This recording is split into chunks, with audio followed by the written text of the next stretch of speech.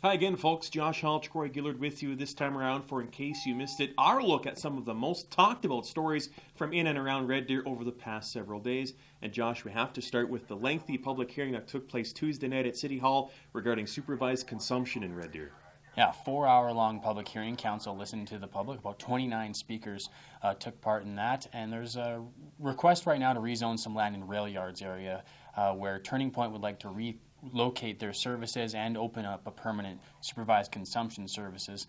And basically the public hearing went so long that council decided to defer their debate until their next meeting on November 26th. So if you want to read about how the public hearing went, check out the story at rdnewsnow.com.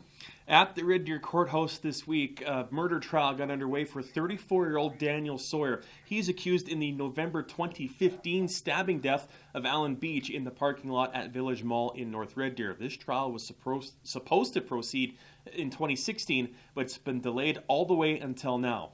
Sawyer is charged with second-degree murder. Jury selection has been completed. Testimony got underway Thursday.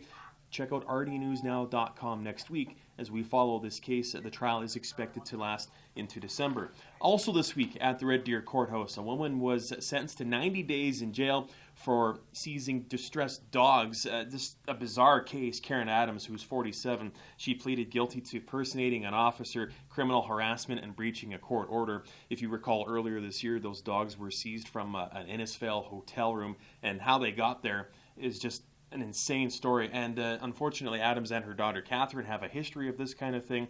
We've got the full story at rdnewsnow.com.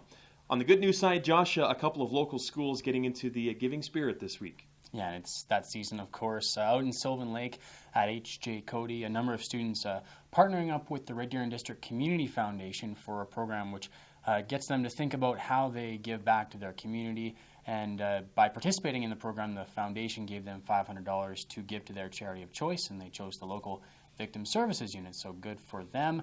And here in Red Deer at Normando Elementary, some students in grades 7 and 8, they attended We Day in Edmonton last month, and they decided to take part in the We Scare Hunger campaign, which leads up to Halloween and raises money for local food banks. They were aiming for 100 items, and I think they wound up around 700.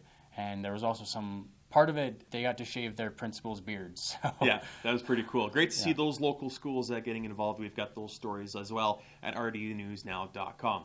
On the sports scene, the Rebels finally back at home this weekend, Josh, after CFR and Agritrade. Tonight they've got the Kelowna Rockets in town. You'll have that game. Special milestone for Brent Sutter, as we were talking about off mic earlier. 900 games in the regular season for Brent Sutter, so congratulations to him. Kelowna tonight, Kootenay tomorrow, both games at 7 o'clock on 106.7 The Drive if you can't be at the NMAX Centrium. Good luck to the Hunting Hills Lightning and Lindsay Thurber Raiders high school football teams. They continue provincials this weekend, and also cool stuff over at Canyon Ski Area, Josh. Some big upgrades unveiled Thursday. Yeah, $1.6 million worth of renovations at Canyon Ski Resort. It's absolutely going to be a fun place to be during the 2019 Canada Winter Games, and it's the final legacy project venue to open ahead of the games, which are just 91 days away. Yep, it's here. It's pretty much here already. Torch relay well underway, and the games are going to be starting before we know it. And the final venue to open will be, the final non-sports venue to open will be the Celebration Plaza. That's still a couple months away, but